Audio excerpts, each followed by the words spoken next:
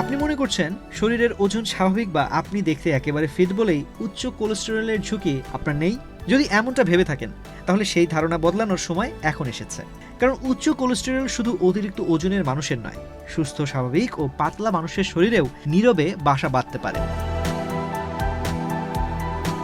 এমনই সতর্কবার্তা দিয়েছেন যুক্তরাজ্যের লন্ডনের নিউ ভিক্টোরিয়া হাসপাতালের পরামর্শক হৃদরোগ বিশেষজ্ঞ ডক্টর জো অ্যাস্ট্রোলাক্স। তার মতে উচ্চ কোলেস্টেরলকে বলা হয় নীরব হুমকি, কারণ এটি বছরের পর বছর শরীরে থাকলেও সাধারণত কোনো লক্ষণ প্রকাশ পায় না। বসুন্ধরা টিস্যু অশুদ্ধতার বিরুদ্ধে এক বিন্দুও ছাড় নয়। অথচ চিকিৎসা না করালে এটি হার্ট অ্যাটাক, স্ট্রোক এবং অন্যান্য হৃদরোগের ঝুঁকি অনেক বাড়িয়ে দিতে পারে।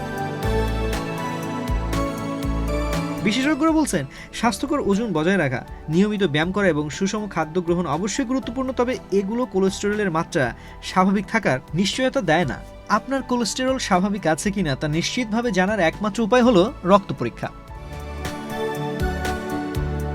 কোলেস্টেরল মূলত এক ধরনের চর্বি জাতীয় পদার্থ যা রক্তে বিভিন্ন ধরনের লাইপোপ্রোটিনের মাধ্যমে পরিবাহিত হয়।